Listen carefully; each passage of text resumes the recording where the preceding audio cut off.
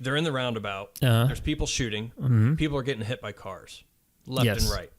Traffic doesn't stop. Nope. At all for like a good 10 minutes. Meanwhile, in the States, if there's like a lane closed and you got to merge into a single lane, backs up traffic for 5 minutes. Oh, yeah, man. Everyone comes to a dead stop. Everyone's no one knows chicken what necking, to f***ing do. Apparently in Europe, you're in a roundabout, you start pegging human beings with your car, people shooting shit and people getting run over. Not a big deal. You keep moving.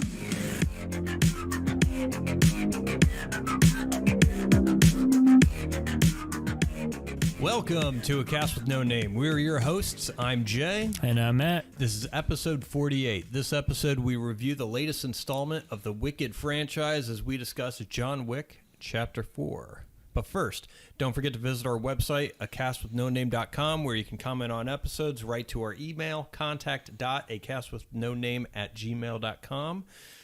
Give us your opinions and all that good stuff.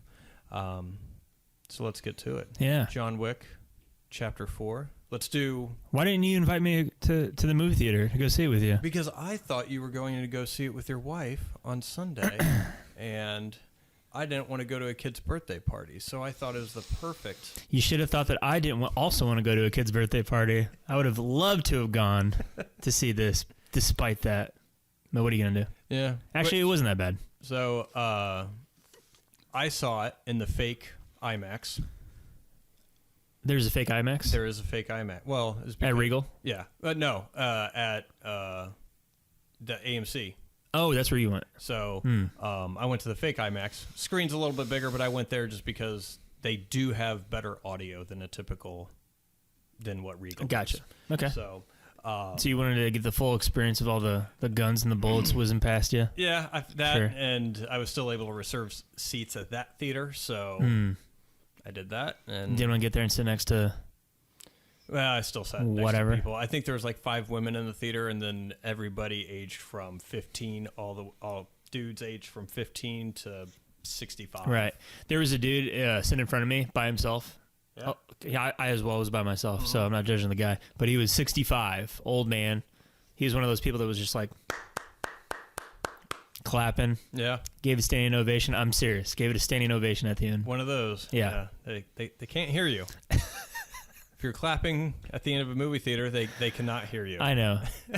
Part of me is like, this is kind of nice, the interaction. I don't know. It didn't really bother me all that much. Well, I'm a cynic, so I think you are. You're just a heartless prick. I hate the world. Yeah. And it should all suffer. Everyone should be as miserable as me. Exactly. Then we could all be on the same page. As God intended. Yes.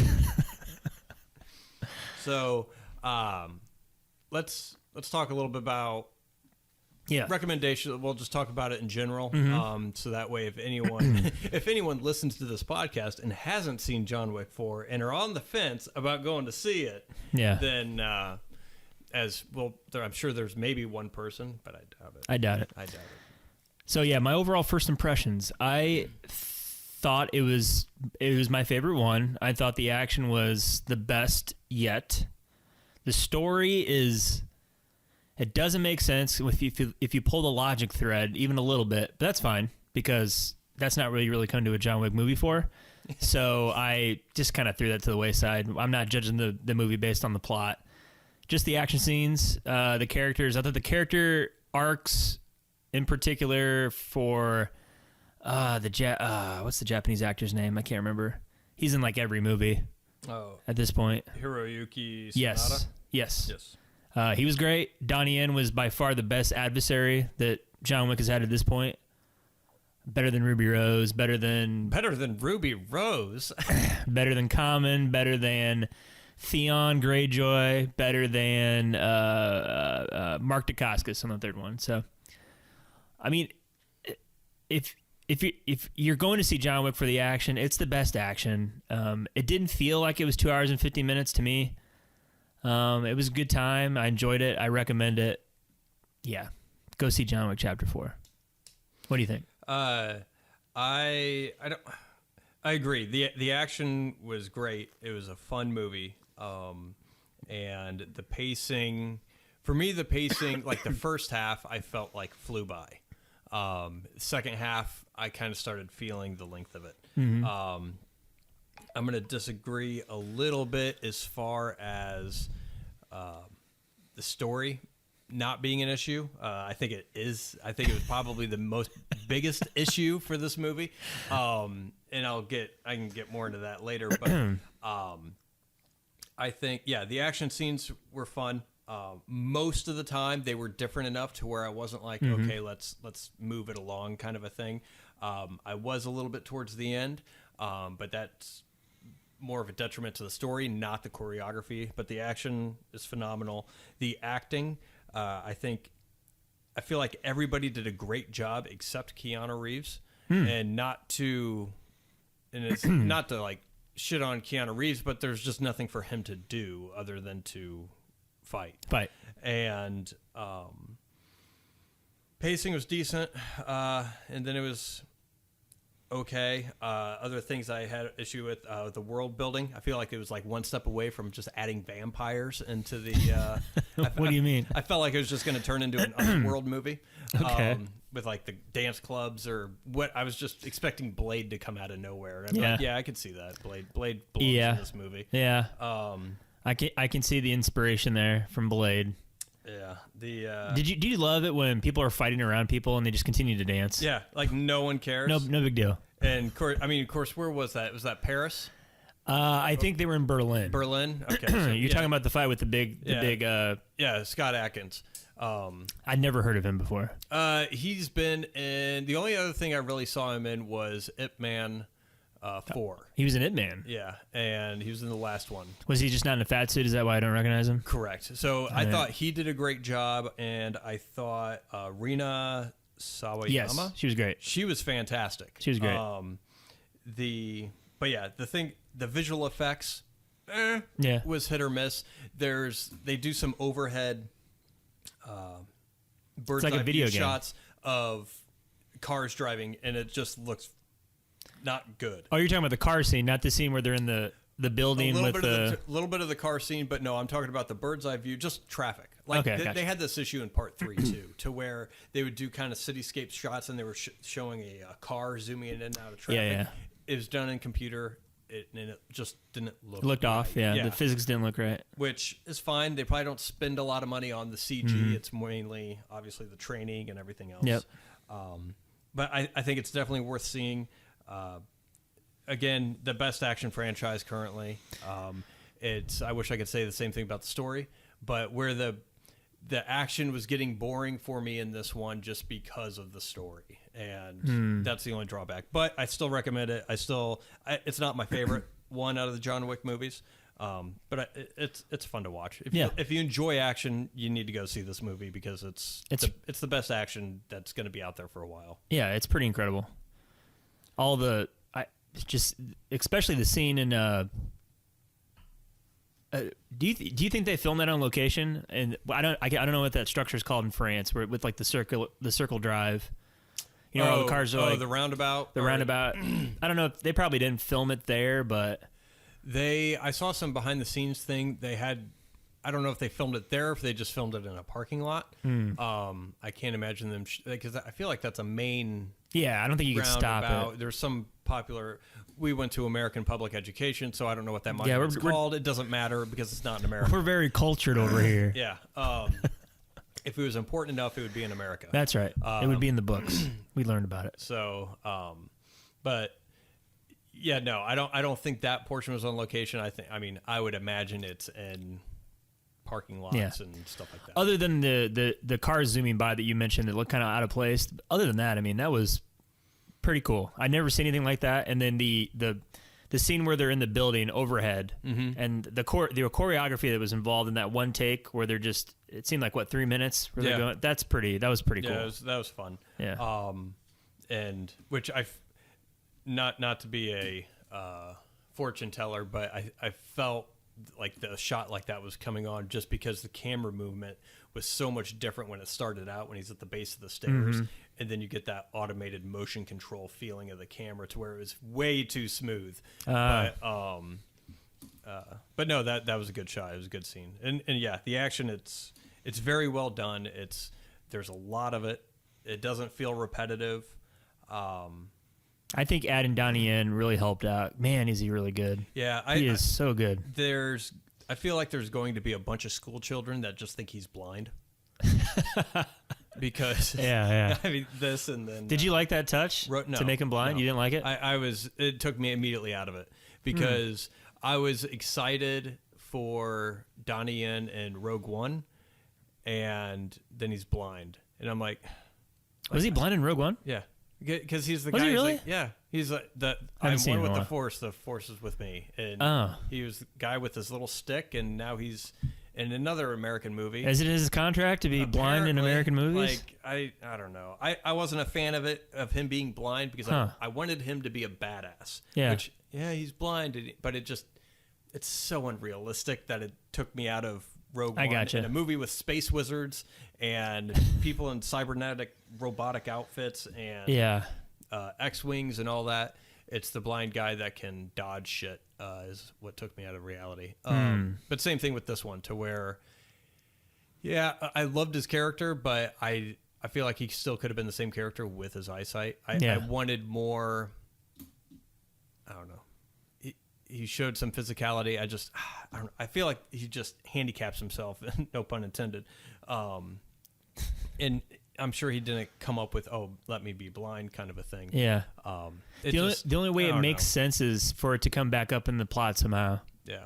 He does mention that I took my eyesight away from me because the high table. Oh, they didn't take it. I gave it to them. I'm sure it was to protect his daughter or whatever. Like it was his sacrifice that he would serve them. Like they always, in these movies, the high table always has to, they want to sacrifice to prove that you're loyal to them. So maybe that was it. But other than that, right. Why is he blind? Because I'm not like watching him in these action scenes like, oh my God, I can't believe he's doing this blind. This is amazing. It doesn't amp up the action knowing that the character's blind. Yeah.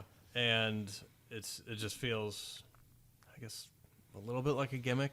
Like, he's just blind. I'm like, all right. But I want to see Donnie in an American film showing his full range. And he had decent character range in this, and I thought he did great at acting as the character. Yeah. It's just, the two most popular American movies he's been in, he's been blind, both of them. And I'm like, all right, change it up. I'm tired of, I don't know. I'm just not a fan of it. Yeah. So I know we're getting our first impressions here, but to all of you listening out here, here's the IMDb summary of John Wick Chapter 4. John Wick uncovers a path to defeating the High Table, but before he can earn his freedom, Wick must face off against a new enemy with powerful alliances across the globe and forces that turn old friends into foes.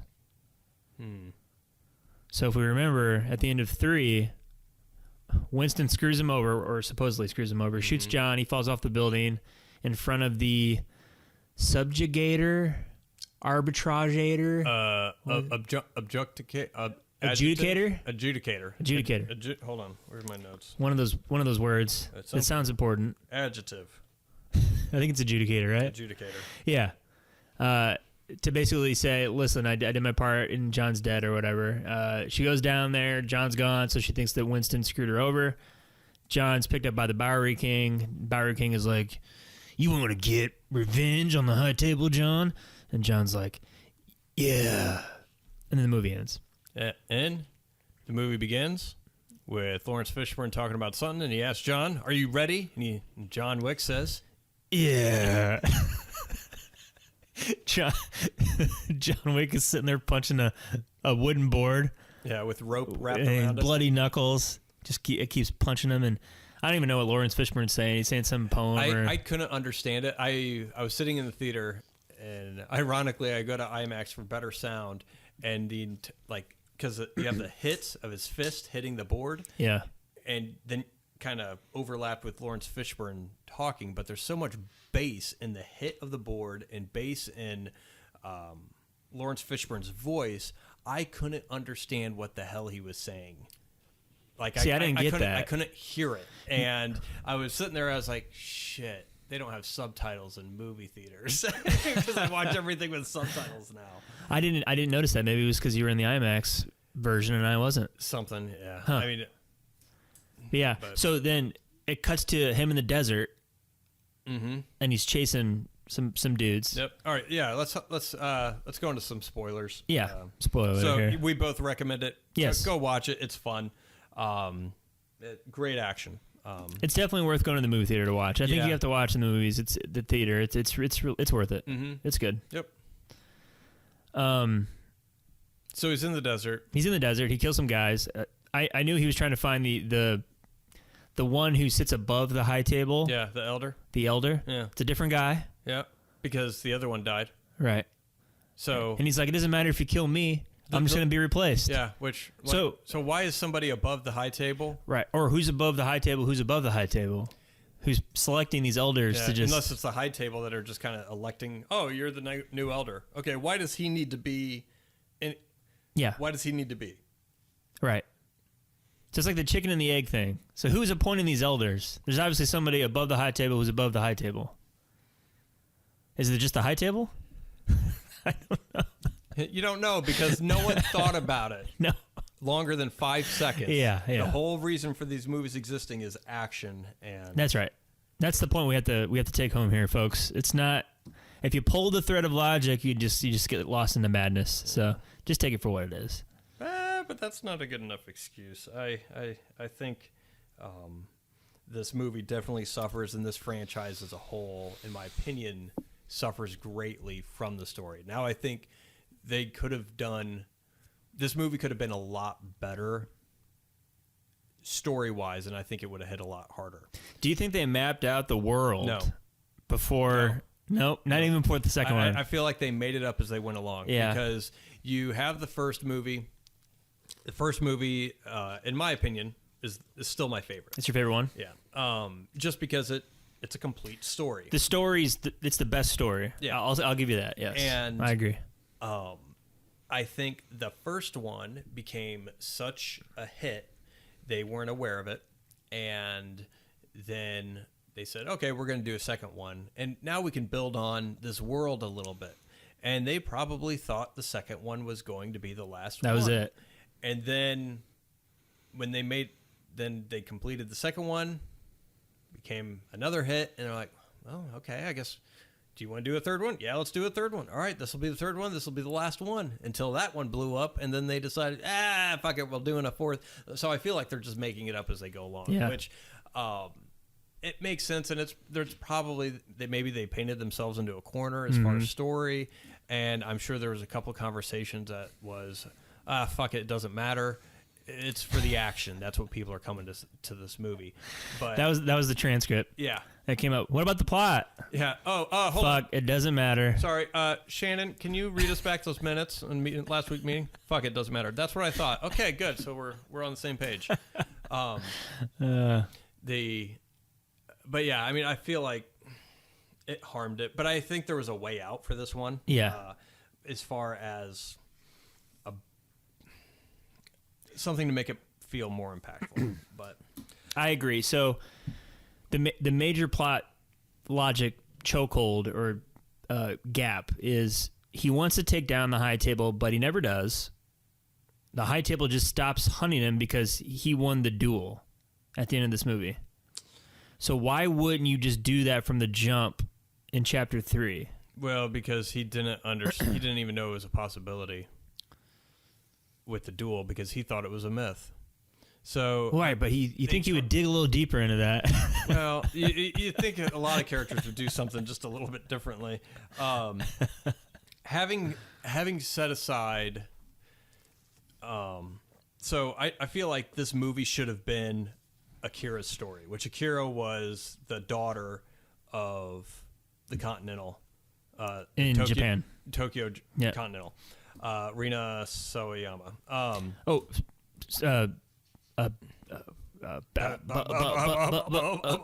Food for thought. She's actually a pop star in Japan. Did you know that? Mm-hmm.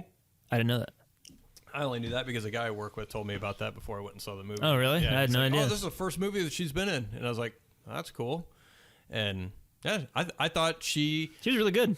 She, Scott Adkins, and I think were probably the two better actors, or at least they had, not better actors, but they had two of the most intriguing characters. They had a lot of meat on the bones. Yeah, and even though they weren't in the movie a whole lot. Yeah.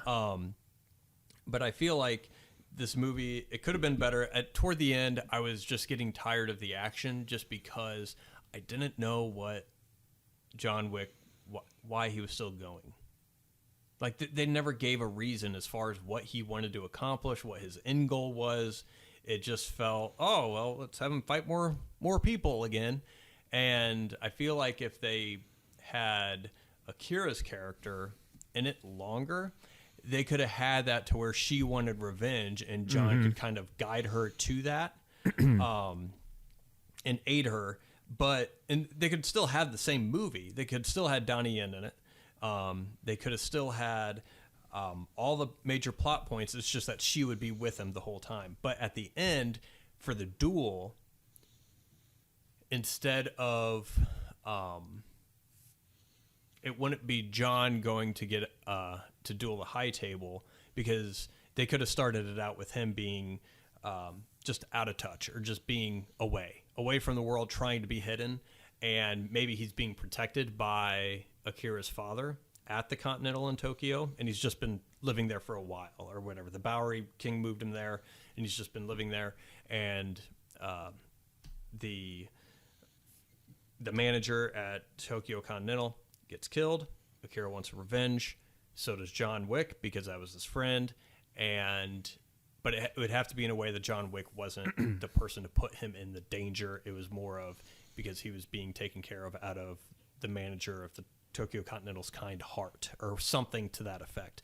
But if they had that and it was her story of her wanting revenge and then John kind of aiding her in that quest, they still could have had all the touch points. They could have still had the duel, but instead of Pennywise nominating Donnie Yen for the duel for his side, he would nominate John Wick, and he would have to fight or duel Akira. Oh, okay. And so, but then at that point, then you could have easily had John Wick just decide, because by this point, he already comes to the realization, which he does in this movie, you can't kill the high table. It's always going to be there. Yeah.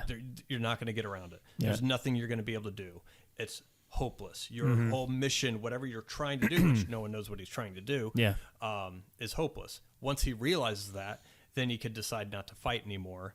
He could have Akira kill him, which would help her cause. She would get revenge because it would take down Pennywise, and then while at the same time giving John Wick peace, but also helping his friend's daughter get revenge against the person who killed her father, which was Pennywise, sending all those guys.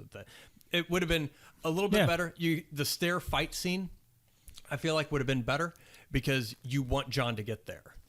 And Donnie Yen wants to get there, but Donnie Yen is like, oh, I'm going to help you get to the...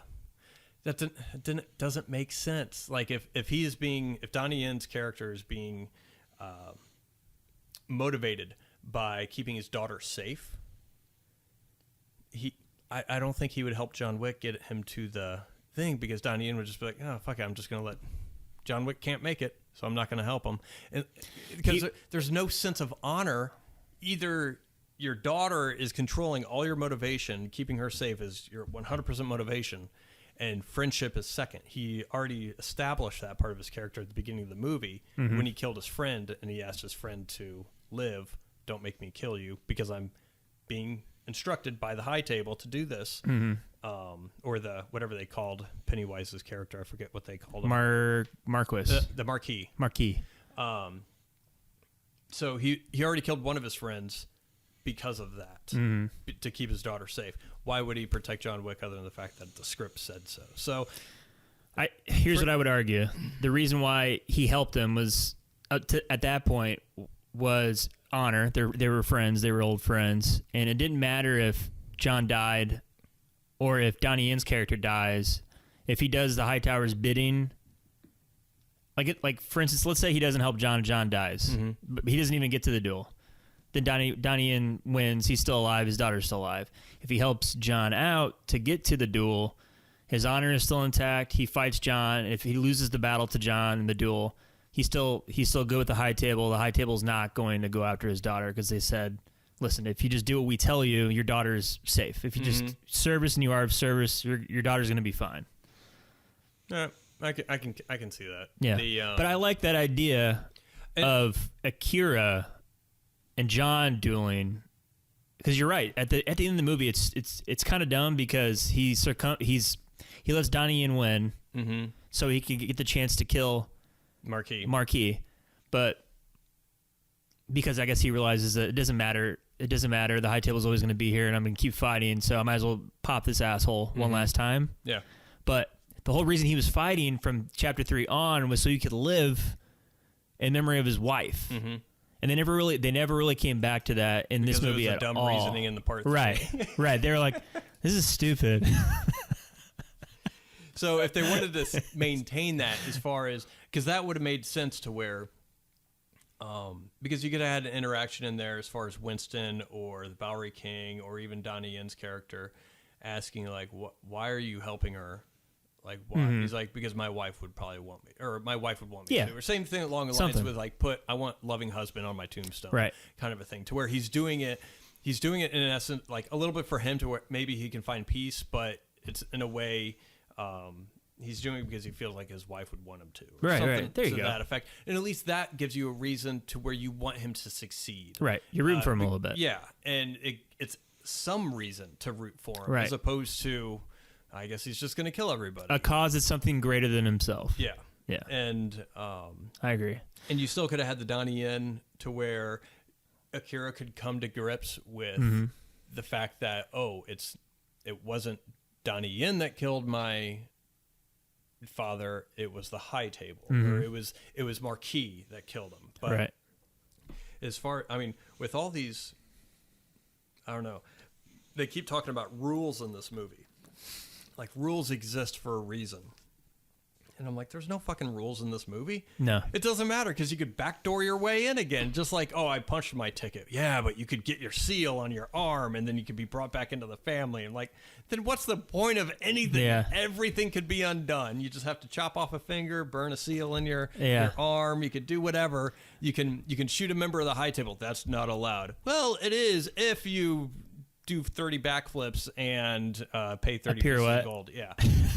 I mean, it's partridge in a pear tree. So that's like, I felt like that was the other issue I had for this, and it's just story wise, is that there's no reason or logical explanation. The rules they set in place for this world, they continue going back on. Nothing is consistent. There is zero accountability. Yeah, you can't shoot someone on continental grounds, or your hotel is going to be taken away. Unless you do X, Y, and Z, and then we'll give you your title and your hotel back. No big deal. Oh, it's fine. We're demolishing your hotel, the Continental New York. We're getting out of the city. The city's horrible. There's no purpose to be in here anymore. Well, what if we win a duel? Can I have my hotel? Well, sure thing. It's in the rules. Yeah, so it's we got to follow the rules, guys. Makes perfect sense. Yeah, like, you have to be here by sunrise. If either of you aren't, you forfeit the duel. Yeah. It's like, we're very honorable here. No one said I can't stop him from coming to the duel. So then you have like the whole city coming up, like, no one reads the fine print, which I kind of liked.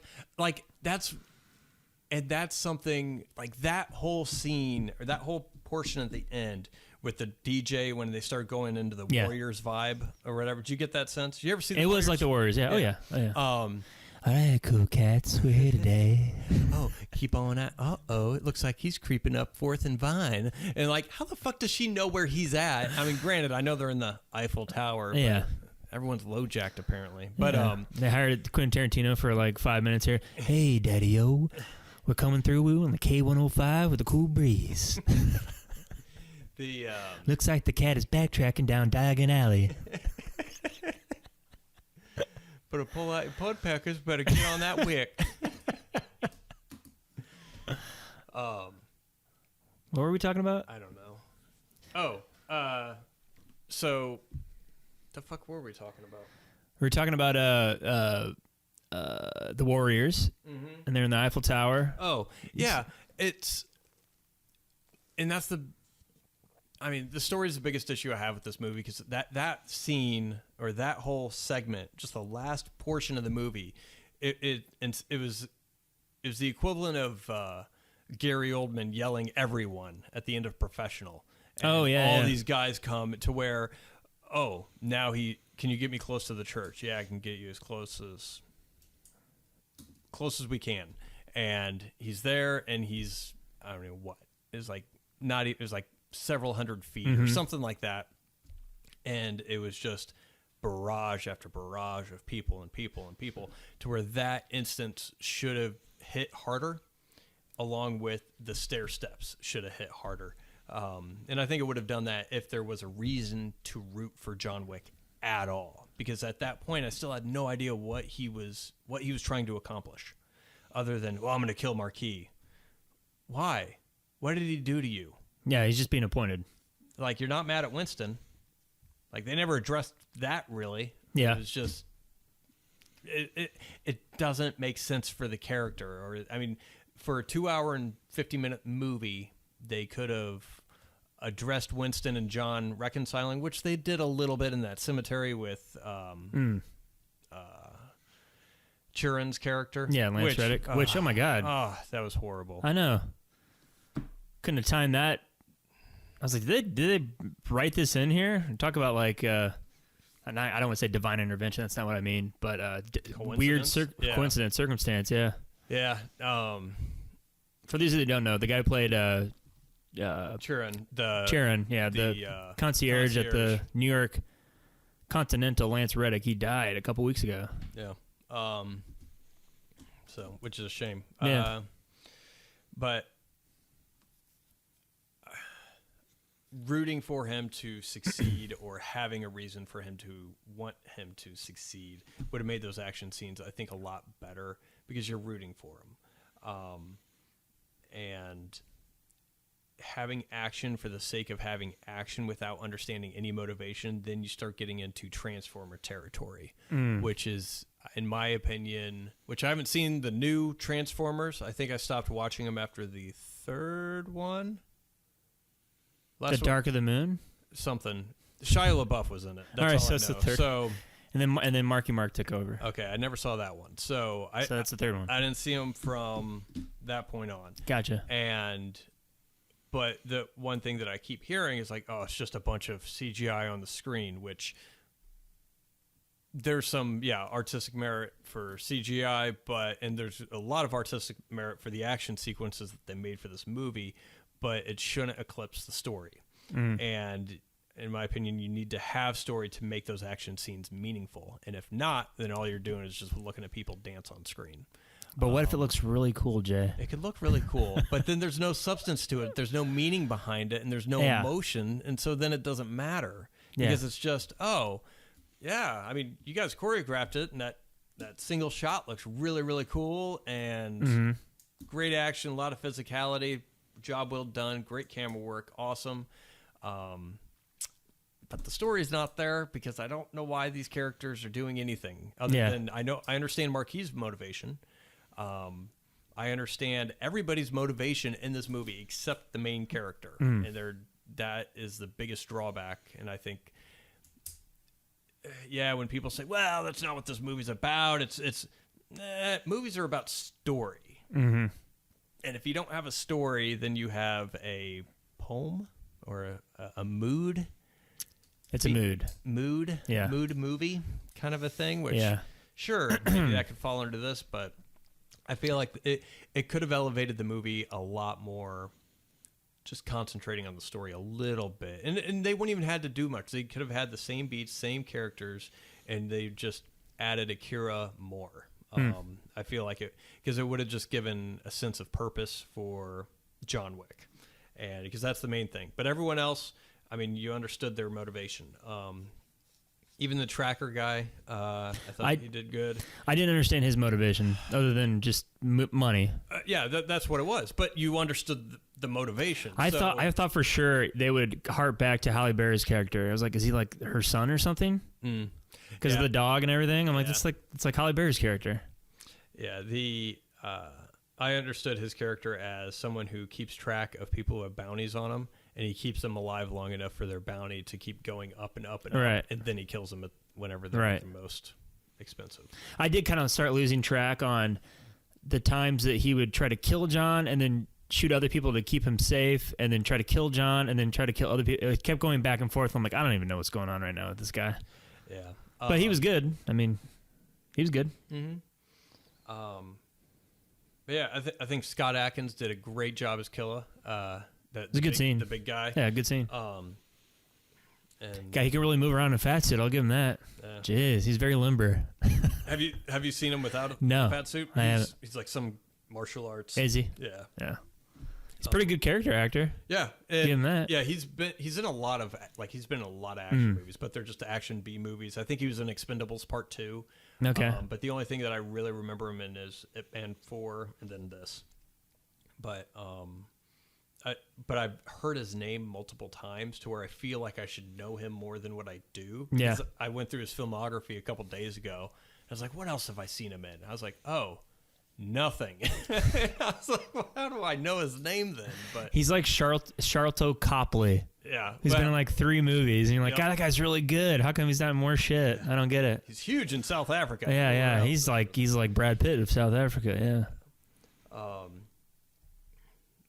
But yeah, I mean that. One thing.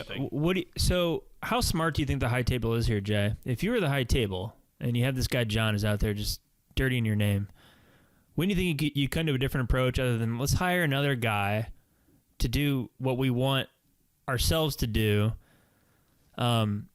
Instead of just having a contract out there like, hey, whoever brings up John Wick Dead or Alive, you get $28 million. How about we all band together here? We'll give everyone a cool, clean $3 million. We'll get like 250 people. We set up this duel, right? John's gonna come up these stairs here. We're gonna trap him, and then we're gonna kill him and call it a day. Can't do that. It's against the rules. Jesus.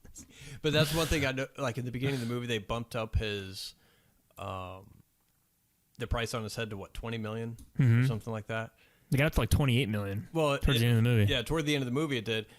At $20 million, I was like, I feel like they're just cheaping. Like they're being cheap about it. I was like, this guy's killed like half the organization, yeah. and it's only $20 million. I'm yeah. like, these guys make at least 6 figures. These assassins, and he's killed like 200 of them. Yeah. I was like, I feel like they'd be, I don't know, at least like $100 million. Like right. Make it. They've saved all that money already. Yeah. The people that had to pay before, they're gone. Yep. Yeah, you would think that no one looks at the balance sheet over there at the high table. Really not. God. Oh man. I was glad to see Clancy Brown. He's one of my favesies. So I had unexpected. Our next episode we'll get into. I had an unexpected Clancy Brown weekend. Yeah, we did, and which was fun. So, yes. You mentioned the roundabout scene. Yeah. No offense to our 2 French listeners. Okay. But you guys must be assholes because they're in the roundabout. Uh-huh. There's people shooting. Mm-hmm. People are getting hit by cars left and right. Traffic doesn't stop. Nope. At all for like a good 10 minutes. Meanwhile, in the States, you can't merge onto the interstate, or if there's like a lane closed and you got to merge into a single lane, backs up traffic for 5 minutes. Oh, yeah, man. Everyone comes to a dead stop. Everyone's No one knows what baby. to fucking do. Apparently in Europe, you're in a roundabout, you start pegging human beings with your car, people shooting shit and people getting run over. Not a big deal. You keep moving until 10 minutes of fighting, and then traffic kind of gets back. That's right. Well, they got coffee to drink and croissants to consume. Holding their cigarettes in a funny way. Yeah. Wearing those goofy hats and yeah, shit. striped shirts. This is America, goddammit. And, but yeah, the cafe scenes, like people start shooting each other in the middle. Like, of course, maybe because it's not so much gun culture here or gun culture over there. Like if you're sitting out on a patio and 2 people just start shooting each other, people are going to scatter.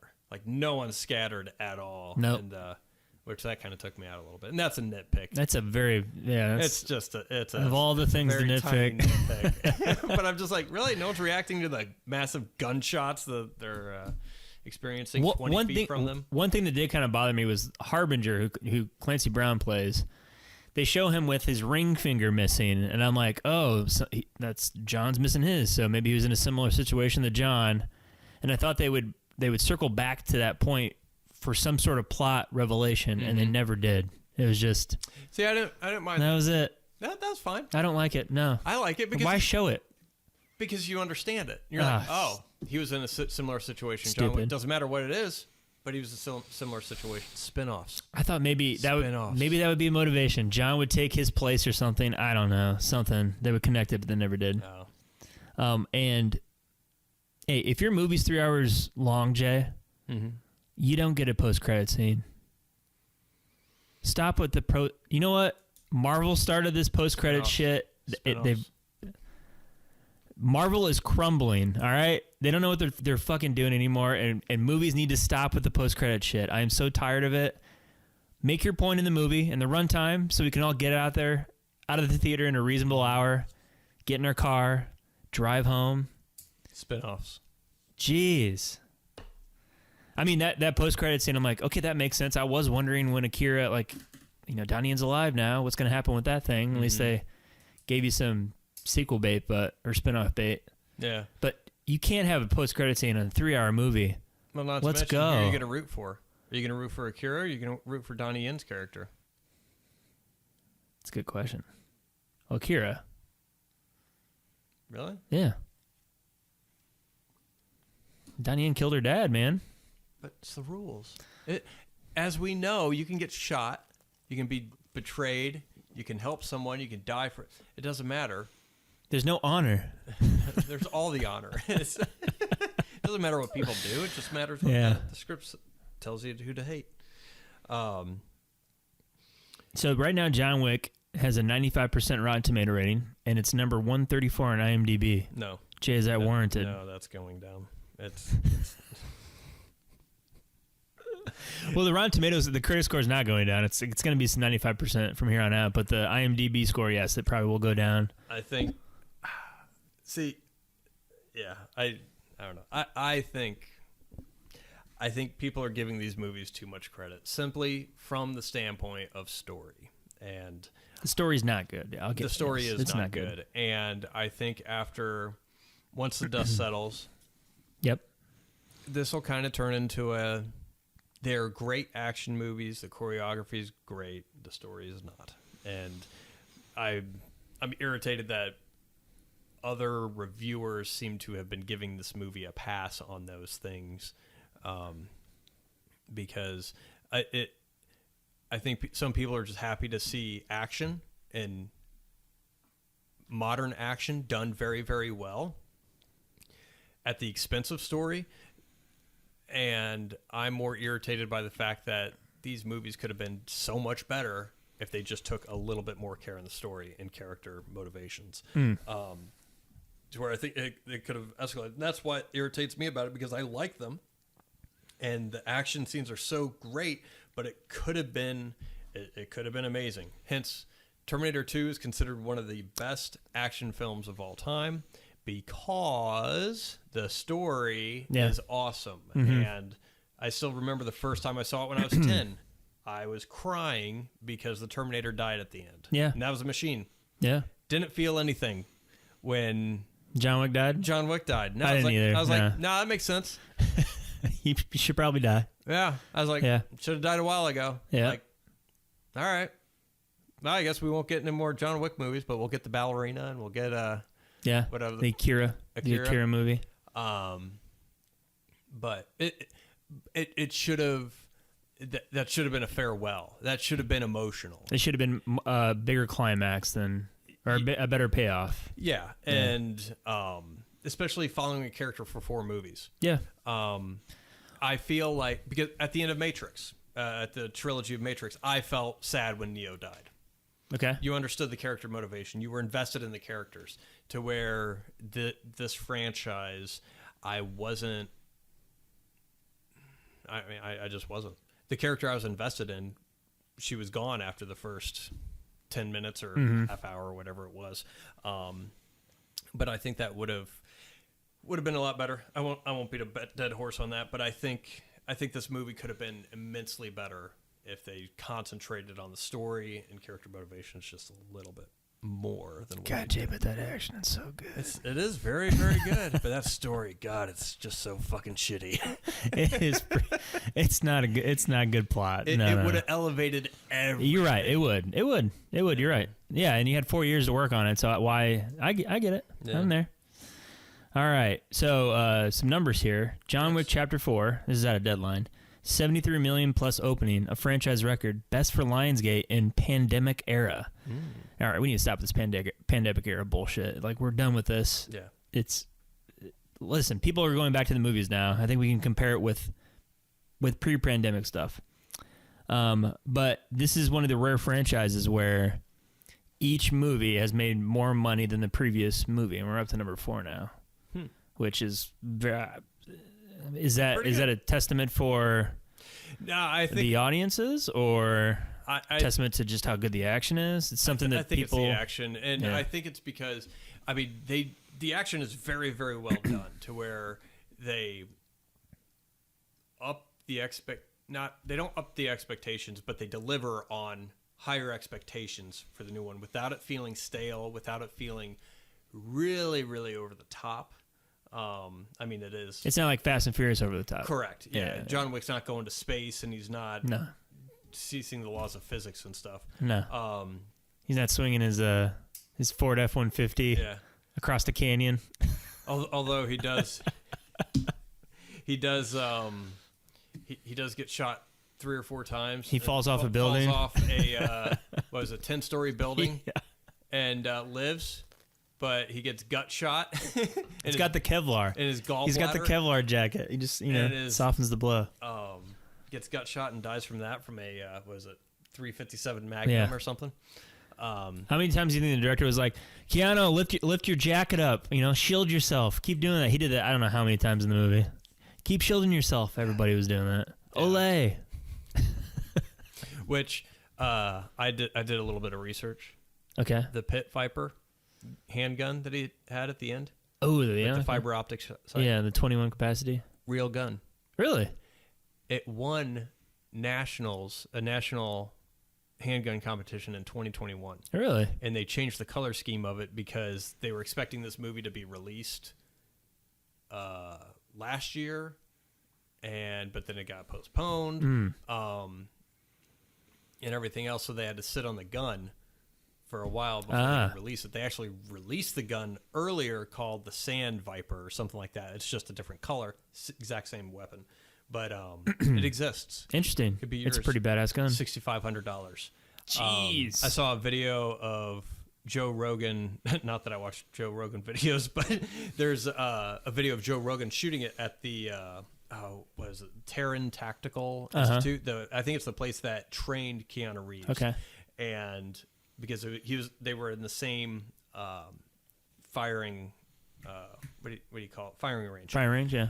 And had Joe Rogan firing the gun. He's like, that is the smoothest thing. Like, his hands were steady because they have a single compensator on the top, and no blowback whatsoever. And I was like, ooh, that looks pretty good. That's pretty badass. They also made that semi-automatic AR platformed shotgun that he used with the Dragon's Breath shells. Oh, really? That's a real gun, right? Too. So that was done by Genesis Arms in association with Terran Tactical Institute. That could be yours for $4,500. Both are sold out, by the way. So we're talking about $11,000 commitment here. That's not that bad. Hey, those assets are only going to go up in value as time goes through, man. That's pretty sweet. It was. It's so American. Oh yeah, we love it. But yeah, so those guns do exist, and cool. I really want that shotgun. That's pretty. Yes, that's pretty sweet. But yeah, cool. Little FYI, you big spenders out there. Yeah, you want to get Uncle Jay and Matt a Christmas gift. Those would be some great options. Yes. Well, Jay, as we wrap up our John Wick journey here, what would you say your favorite one is? Oh, the first one. The first one still? Yeah. All right. My ranking would be 1, 4, 3, and 2. Okay. So, highest to lowest. 1, 3, 2. Gotcha. Yeah, I would say I'm 4, 3, 2, 1. 4, 3, 2, 1, yeah. 4, 3, 2, 1. Yep. I'm just watching these for the action, baby, and the action got better as the series went on. Story is. I agree with you. The story on the first one is very simple, but it's the best, the most well done story of the 4. I'll give you that. If they would have concentrated on the story, this would have been my favorite. Yep. Easily, just because everything would have paid off. It would have been in comparison, it would have felt like a more important movie than the third one and everything else. Yeah. But the actors that got in this one are way better than all the other ones. The actors are really good in this. And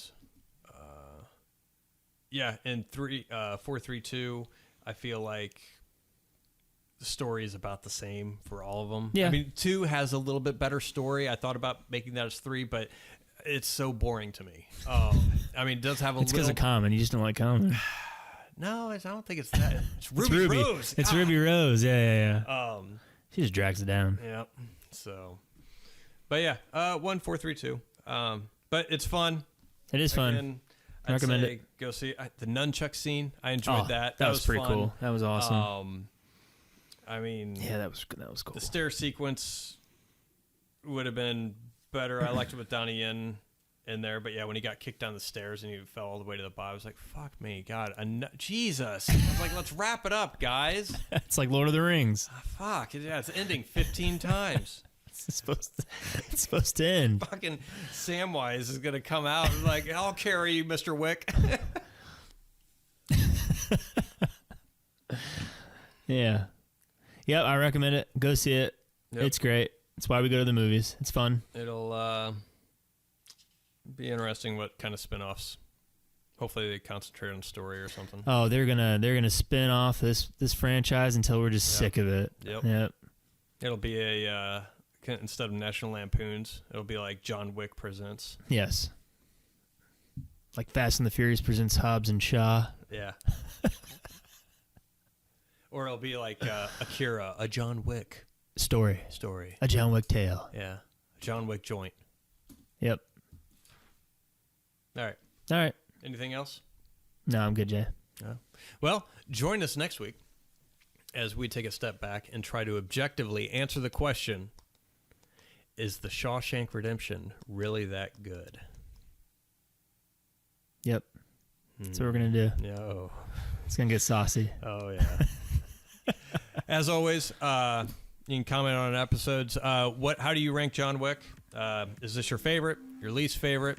What'd you like about it? Is the story, did the story matter to you? If not, did you watch it for the action?